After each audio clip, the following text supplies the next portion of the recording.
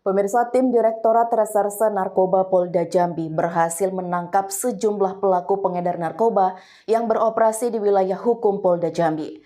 Operasi penangkapan dilakukan di Kabupaten Muaro Jambi dan Provinsi Lampung. Salah satu pelaku yang ditangkap adalah seorang aparatur sipil negara.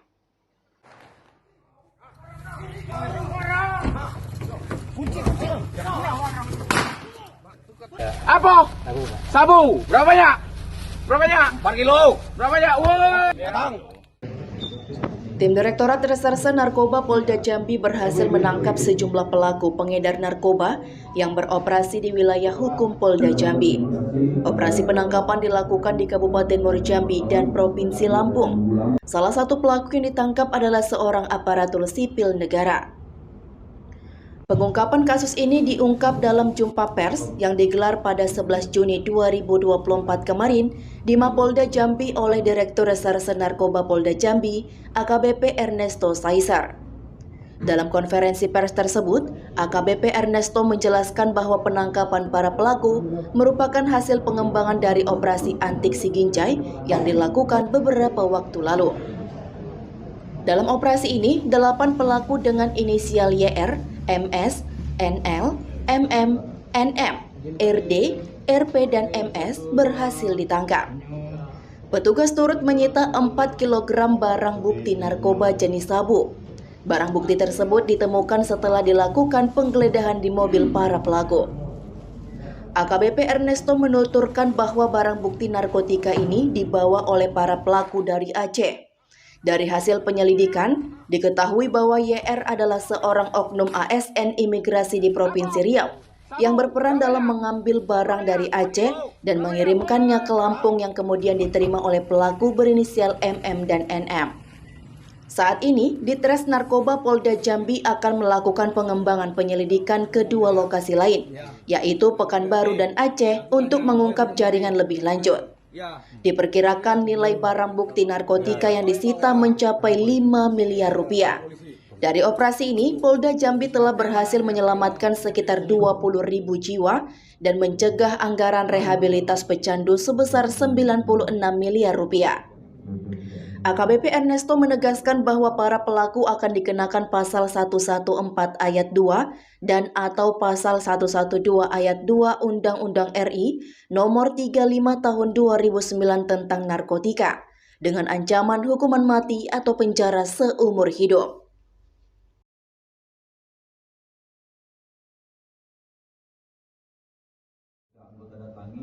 Kemudian digeledah mobilnya, dalam mobil itu ditemukan sekitar 4 kilo sabu yang dibungkus dengan tecinan, ya. Dan dari 3 tersangka itu ada inisial YR, kemudian MS, kemudian NL dari 3 orang yang diduga membawa sabu ini, dan sabu ini dibawa dari Aceh, ya.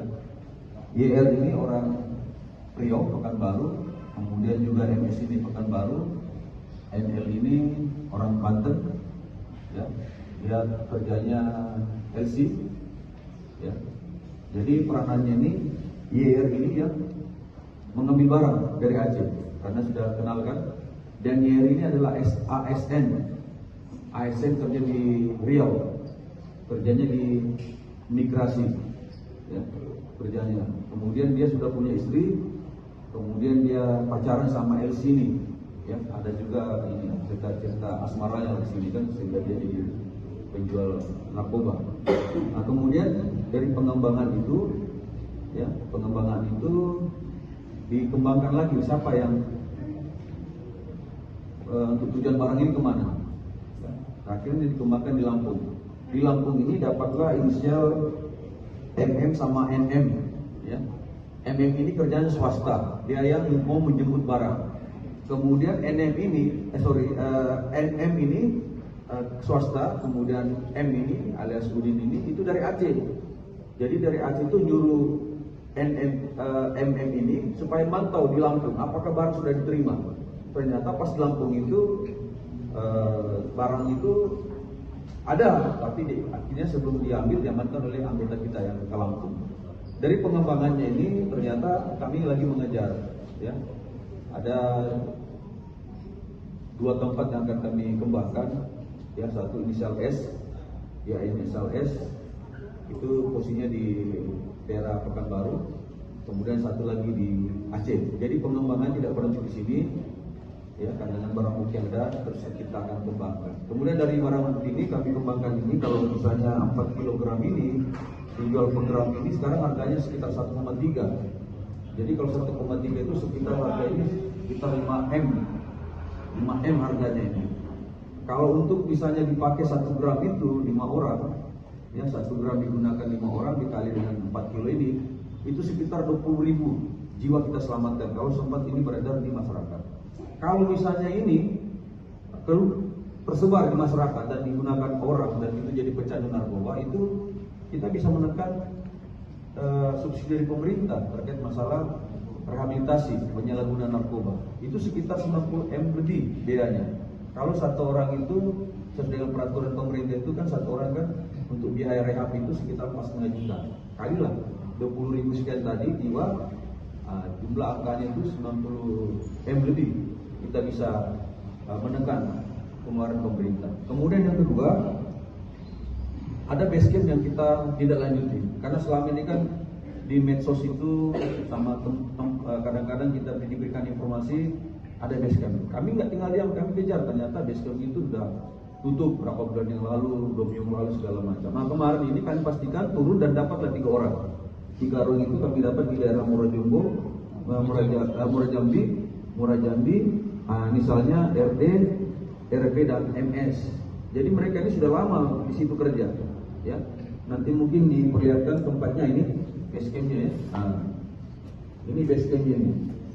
Tempatnya seperti yang berapa kali kita datangi, kita anjurkan, ternyata dia tidak pergi.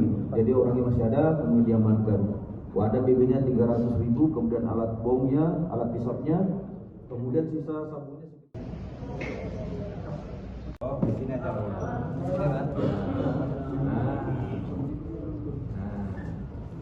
Dari Kabupaten Muara Jambi, Noval BITV melaporkan.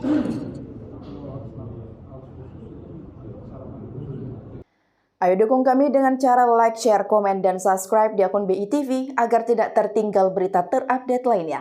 Saya Kiki Anggriani mewakili kru yang bertugas. Pamit undur diri, terima kasih dan sampai jumpa.